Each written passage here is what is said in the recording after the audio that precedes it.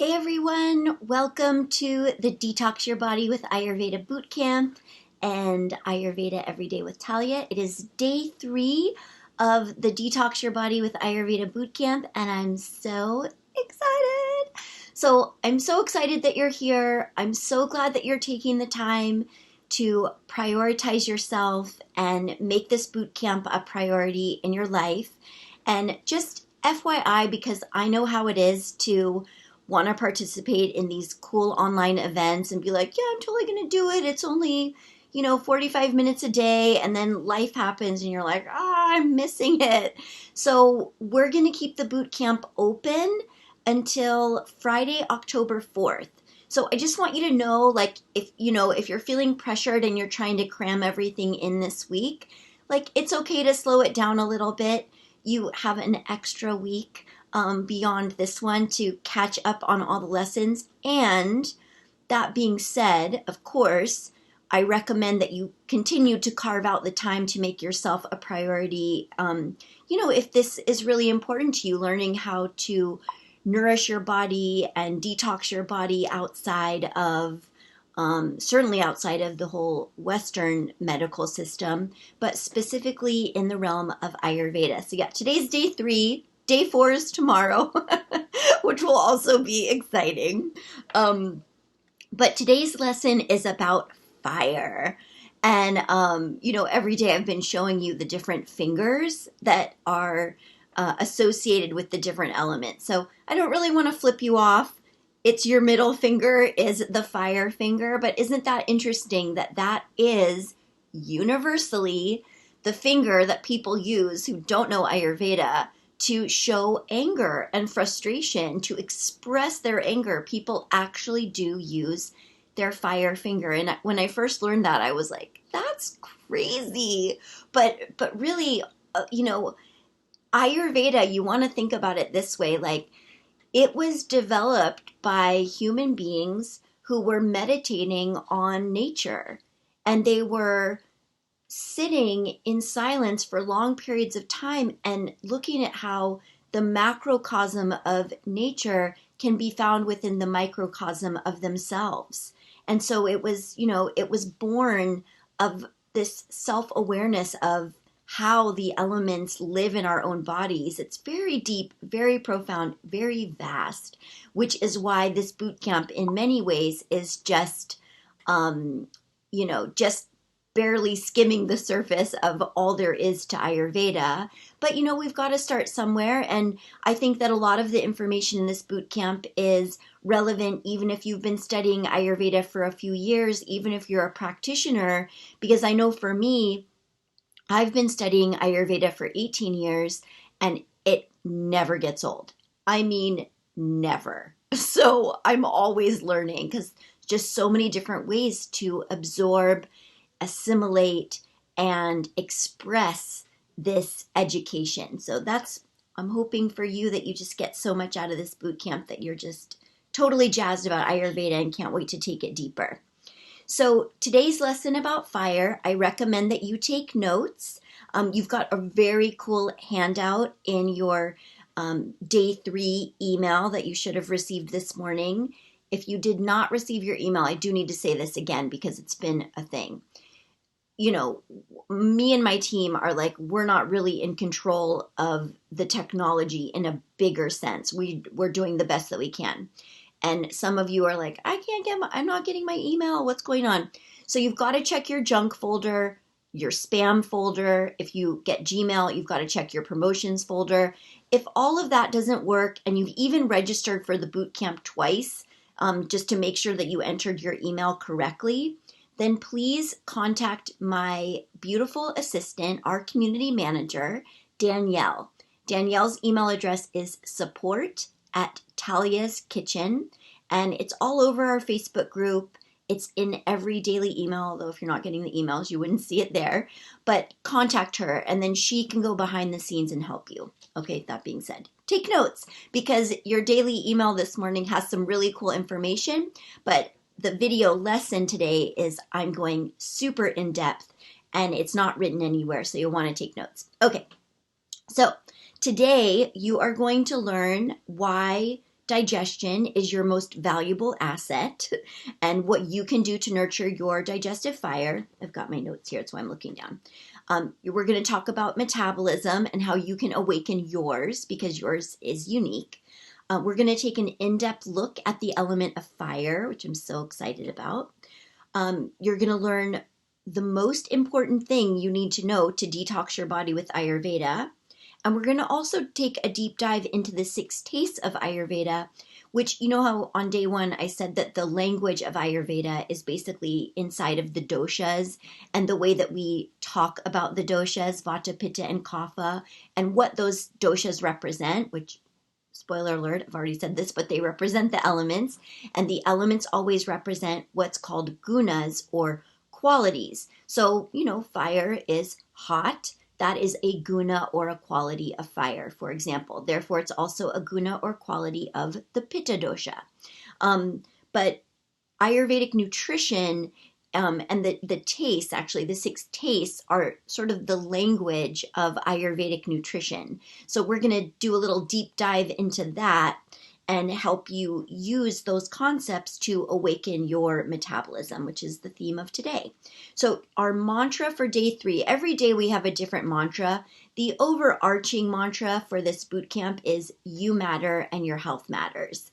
Today's mantra is, in this moment, what do I need? And I'll get more into this throughout the video lesson today, but when you ask yourself this question, I think it's especially powerful to have one hand on your heart and one hand on your belly, because you're really tuning in.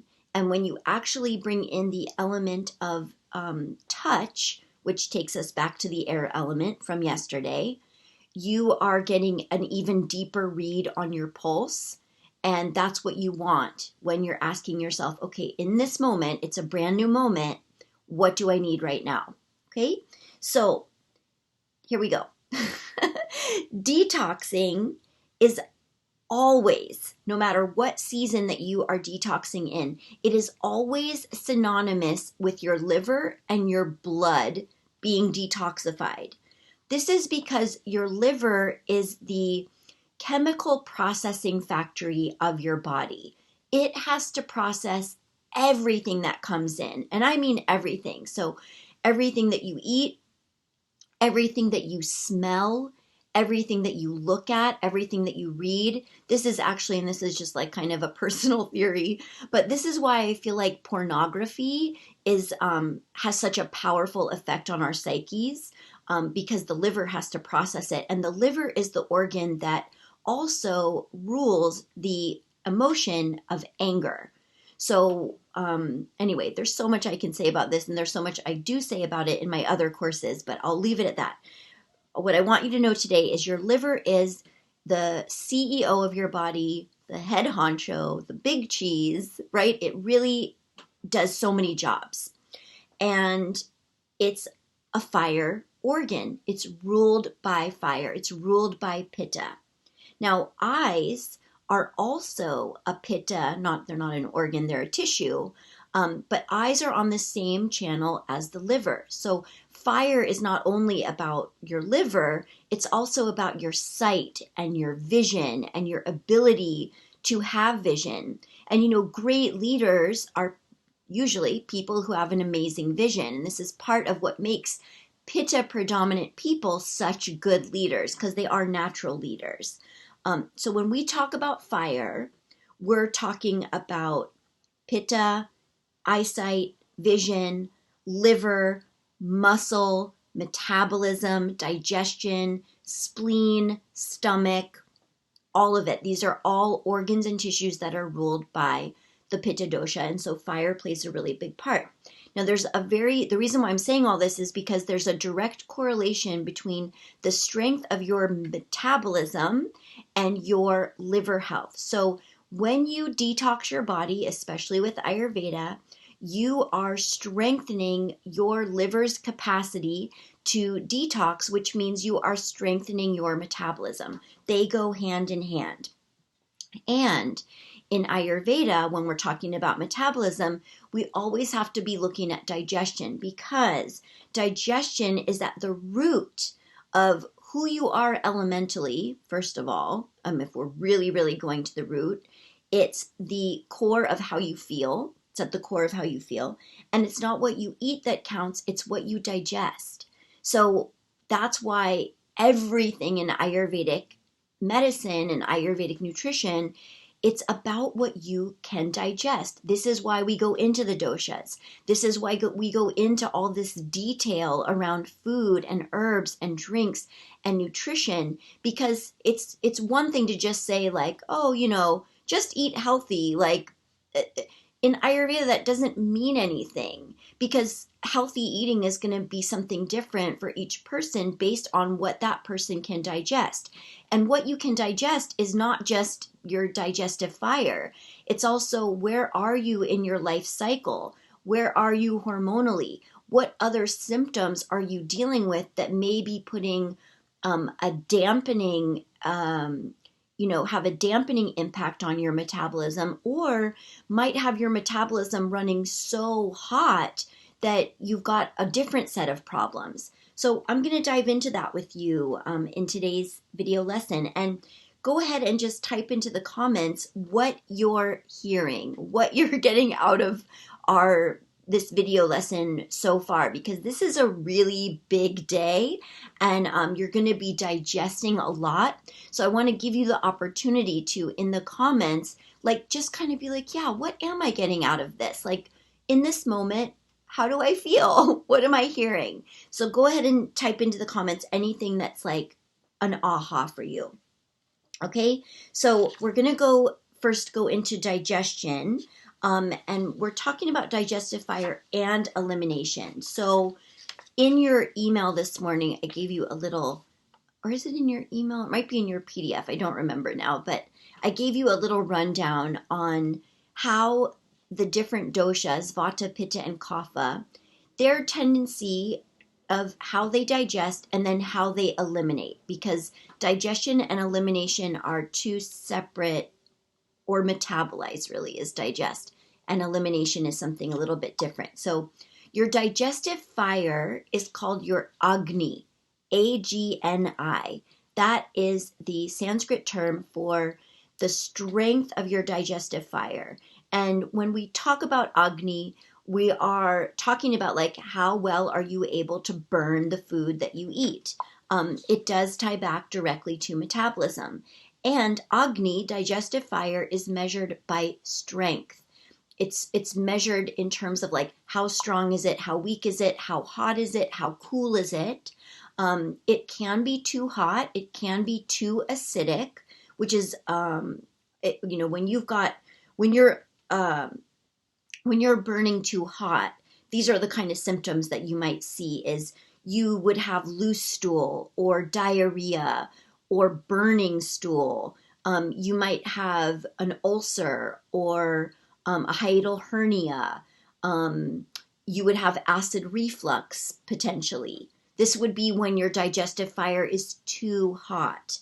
When your digestive fire is too cold and you don't have enough hydrochloric acid in your stomach in particular to really rev everything up, then you might have symptoms like allergies or heaviness, bloating, and fatigue after meals, what we tend to think of as kapha symptoms. But you might also just be totally malnourished and not able to absorb the nutrition. Like you could be eating really, really well, really healthy, but not absorbing and uptaking all of that nourishment. And so that will leave you dry and depleted, which is another form of your digestive fire being too cold or too dry. Is really cold and dry. It's hard to separate those. So when you're running too dry, usually there is cold, but not always. You can be dry and inflamed as well, which is something I spoke to yesterday. So when you've got Vata metabolism, sorry, I have an itch.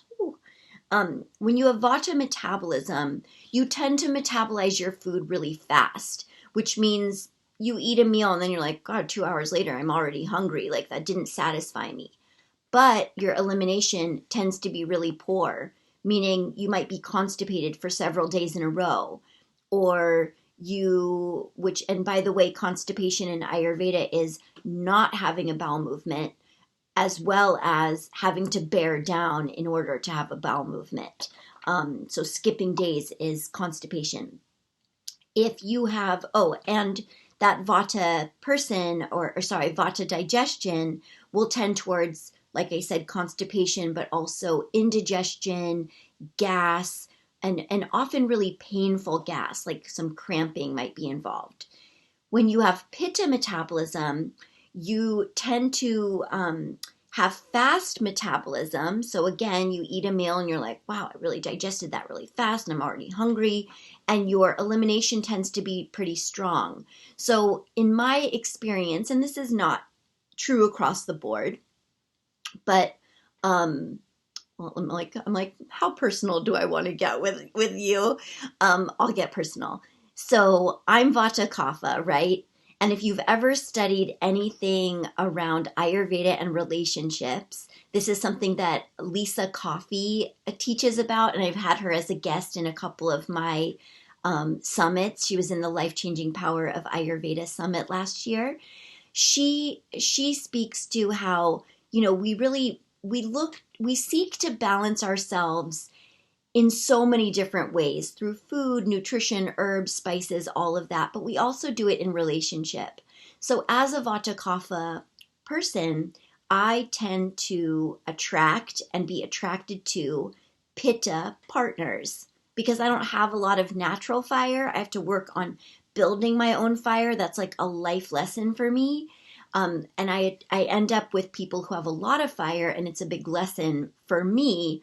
And they get lessons from me too, of course. But when I'm with a Pitta partner, there's often like this jealousy on my part because I tend towards constipation, whereas they're just like pooping up a storm all the time, no matter what. If we're traveling, no matter what, they're always pooping. And I'm like, oh, why can't I always be pooping? But something, right, that's something Vata gets to work on all the time is getting their elimination up to speed and as close to on par with the Pitta persons as possible. But also why I'm sharing this is because when people who are ruled by a Pitta metabolism, they may have really healthy poops. And so they might not be thinking about their digestion that often, when really and truly in the background, they could be building up a lot of imbalances. They just might not come to the surface until they're older, like in their 40s or their 50s. That's what I tend to see in my practice when I work with clients one-on-one, is for Pitta with really strong digestion. It's sometimes harder for them to see their imbalances because they're like, what? Nothing's wrong. I'm pooping. But digestion is more than pooping. Metabolism is more than pooping. So someone who's got Pitta metabolism tends towards acidity, acid reflux, loose stool, diarrhea. Someone with Kapha metabolism will have slow metabolism, where this is the person who intermittent fasting is just a natural fit for because they're not hungry in the morning. And if they're hungry at night, it's usually emotional eating. So if they're really true to like when they're feeling their hunger, it's just not as frequent as somebody who has a Vata or Pitta metabolism, which is just much faster. Kapha metabolism tends to be slow, but their elimination is very steady. It's constant. It's usually the same time every morning, like clockwork, often shaped like a banana. And that person will tend towards bloating, fatigue, or flatulence, especially the kind that is kind of wet in nature. So I hope this is making sense. Type in the comments what you're getting out of today's lesson, please.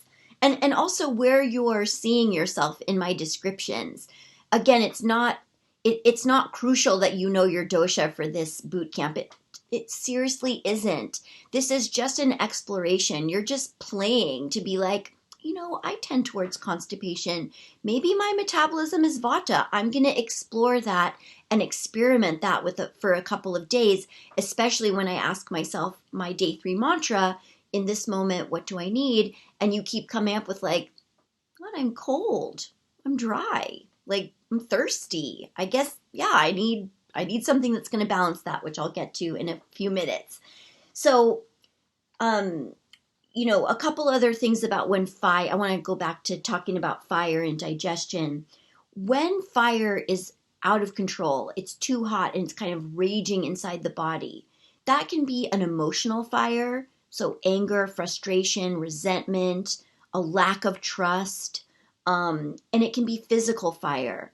Fire rises in the body the same way that it rises in a house, and it is the most destructive element in nature, both inside the body and outside the body. So fire has the capacity to dry you out, right? If you just leave a pot of water on the stove with a fire underneath it, eventually that water is going to evaporate. So fire can dry you out. It can cause false kapha to come to your rescue. Similar to what I spoke to yesterday, when we get too dry, kapha tends to be like, or too hot. Kapha in the form of mucus or congestion or fat tends to be like, oh no, this person doesn't have a buffer. I better come to her rescue. And you'll build all this excess kapha, which is what I call false kapha, because it's kind of, and most people relate to this of like, in the past 2 years, I've gained 20 pounds. It doesn't feel like it's really me. It feels like this strange like accumulation. It doesn't feel like fat, and I don't even eat late at night, and I don't overeat. That's for me. I mean, it looks like, smells like, feels like kapha. So we've got to deal with it that it is kapha excess, but it's false kapha because the root of it is in too much fire or too much dryness, too much air. Let's see. And I've already talked about all this other stuff, so I'm not going to go there. And then when fire doesn't burn hot enough, like I said, you might have allergies, you might have weight gain or dampness, but you might also have compromised immunity and be like, God, I keep getting sick. What's going on? Your bones and your nervous system can also be affected when your digestive fire is too cold. So we want to solve these imbalances by using Ayurvedic nutrition and specifically taste, which is called rasa in Ayurveda, or rasa. Now, I did have a question in the Facebook group about adrenals and what I spoke to yesterday about adaptogens. So just really, really quick. Now, adrenals are related to, they secrete adrenaline, which is the hottest, driest hormone in the body. When you secrete adrenaline, your body gets the signal like, oh no, something's going on. I better protect this person with cortisol, which is, again, sort of that kapha buffer response to when adrenaline is secreted. You have a limited supply of cortisol in your body. This is how we can burn out the adrenals. This is why calming your inner wind, our lesson from day 2, is so very important, because adrenals are paired with the thyroid in the hormonal system. They are like sister glands. So when the adrenals are aggravated, the thyroid is like, I don't know what to do. I'm like, what do I do? I'm getting depleted too. And so it starts to be hyper or hypo. And then we get these other metabolic issues that are very thyroid specific and quite serious in nature. Now, this is another huge topic. I could literally lead a 5-day course just on adrenals and thyroid. Seriously, maybe I will, because that's actually would be such a cool course. But the reason why I want you to know this is calming your inner wind is the step I want you to be focused on in addition to awakening your metabolism. They go hand in hand. Everything is interconnected in the body. Everything is interconnected in Ayurveda. So, if you've ever been to a yoga class, I'm so lucky because I found Ayurveda in 1993, and I've been a dedicated practitioner for most of that time. Definitely since 98, I've been absolutely committed. Yoga is my my thing, my practice.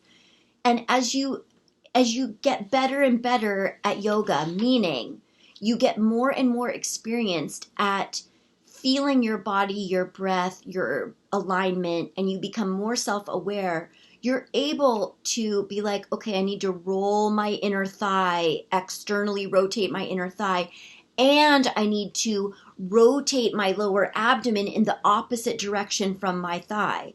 Now, when you're a beginning yoga student, you might be like, what? What does rotating my thigh externally mean anyway? Like, that alone will just be like, okay, that's, you know what, that's all I can really focus on is just that. But then you do that over and over again for, a month. And then you start to be like, oh, I think I got it. And now you can start to think about, what does it mean to turn my lower belly away from the inner thigh? Same thing with calming your inner wind, thinking about how you nourish and nurture your adrenals, and how you can awaken your metabolism, right? So everything is going together. So when you do your mantra, your day 3 mantra, in this moment, how do I feel? If your answer is, I'm so stressed out, I don't even know, I want that to be your first action step, is to be like, what can I do right now to calm myself down? Maybe I need to take a few deep breaths. Maybe I need to make sure I go to yoga after work. Maybe I need to not go for a run today, but instead lay down and do legs up the wall. Okay, and then when you're hungry, you can be like, now what do I need that is metabolically specific? Okay, I hope this is all really helpful. I so into teaching about this. But her question was specifically about how adaptogens can help adrenals. And we don't have a lot of time for it today, so my quick answer to that is adaptogens are immune boosting, strengthening herbs. A lot of them are adrenal and kidney specific that strengthen this, your stress response. It helps you adapt to stress more easily and readily.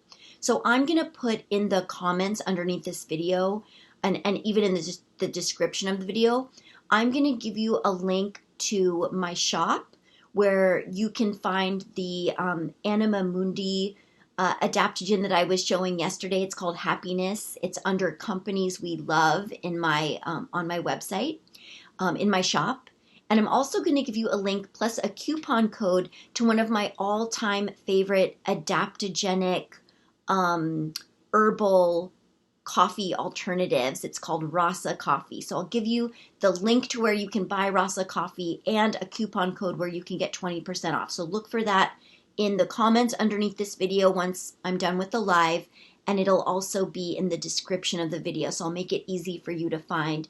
But you can incorporate adaptogens, especially non-stimulating ones, like the ones that are in the Rasa Coffee, pretty much every day, as long as you don't have a lot of ama, which is something we're going to talk about in day 5, which is sort of excess, like a lot of gunky mucus or heaviness. Okay, so much more to say about that. We'll get into it later. So when your Agni, your digestive fire, is out of balance, health and vitality have a really hard time finding their way to you. So we want to increase our Agni, or at the very least, because yours might be running too hot, we want to strengthen and clarify Agni. So in Ayurveda, anything can be a poison, anything can be medicine. We want to use food as medicine. So we're going to talk about taste, and I am going to go a little bit over today, over 30 minutes today, but not too much, just FYI. So there's a direct line, a connection between your metabolism and the taste that gets put on your tongue. This is where Ayurvedic nutrition and the 6 tastes of Ayurveda, the 6 rasas, are so important. And remember, I'm doing this awesome giveaway, this $200 giveaway of the Detox Your Body with Ayurveda self-care kit. I just posted in our Facebook group today about how you can win the prize. And by the way, we don't have any front runners yet, which is surprising because the prize is amazing. So there's still a couple days to really go for it and try to win this prize. It's freaking awesome. This is $200 worth of amazing products that I never give away except for in these boot camps. But I'm pointing out my cookbook, the Ayurvedic Vegan Kitchen, because in that book and in lots of Ayurvedic cookbooks, I would say probably everyone, you will get a really cool description about the 6 tastes. And so if you need a resource in addition to what I'm telling you today, you can find that in my cookbook and lots of Ayurvedic cookbooks that are so awesome, like Amadeus Morningstar's and Kate O'Donnell's cookbooks that I love, Divya Alters. Those are 3 of my favorite cookbook authors. But okay, have you ever seen in, it's so common in India, it's called a thali plate, which is sort of my name. Not really, but my nickname is Tally growing up, so thali is kind of a different pronunciation. But a thali plate is something that's traditionally served in Indian restaurants, or it's very Ayurvedic, and basically it has several different dishes on this one plate in little bowls, and each one has a predominating taste to it. So there's something that's sweet, salty, bitter, pungent, astringent, sour. What did I miss? Sweet, salty, sour, bitter, pungent, and astringent. Now, when we're talking about strengthening your digestive fire, you would want to focus on foods that are sour or foods that are pungent, because the taste of sour is warming and liquefying. So it's especially good for Vata people or Vata metabolism, where you tend to run dry, because sour is liquefying. It's also warming, and dry usually goes with cold, right? In Ayurveda, to balance, we do the opposite. When you tune in, you put your hand on your heart, your hand on your belly, and you say, in this moment, what do I need? You're also trying to evaluate, like, well, what do I feel? Am I hot, cold, wet, or dry? Now, this is where I think all of you have had the opportunity to download my Ayurveda Starters Guide, which you can find if you go to my website, talyaskitchen.com. It's right on the homepage. But what I'm talking about right now, hot, cold, wet, dry, light, and heavy, and evaluating, like, how do I feel? How do I know? That guide will really help you. So that would be a great accompanying download for day 3 of this boot camp. It's everywhere in this Facebook group. So, and again, it's on my website. It's very easy to find if you don't yet have that downloaded. But that will help you understand how to identify how you feel: hot, cold, wet, dry, light, or heavy. But let's just really quickly talk about these 6 tastes. And I'll go into a little more detail about sour and pungent, since those are the 2 we need to focus on when we want to awaken digestive fire when it's not quite burning hot enough, which is usually the case for most of us. So the taste of sweet is not just sugar. It's things like whole grains. So wheat, rice, even buckwheat, although buckwheat has a secondary dosha of being astringent, but because it's a whole grain, it is sweet. Dates, licorice root, marshmallow root.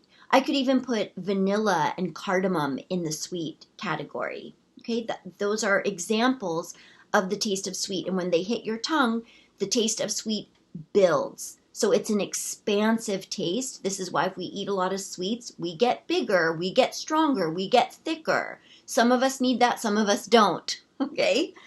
The taste of salty is warm, wet, and unctuous. So it's best for somebody who runs dry or cold, because it's going to hydrate you. And examples of salty are like really high quality, mineral rich salts like Celtic sea salt. A spice like sumac, which is both salty and sour.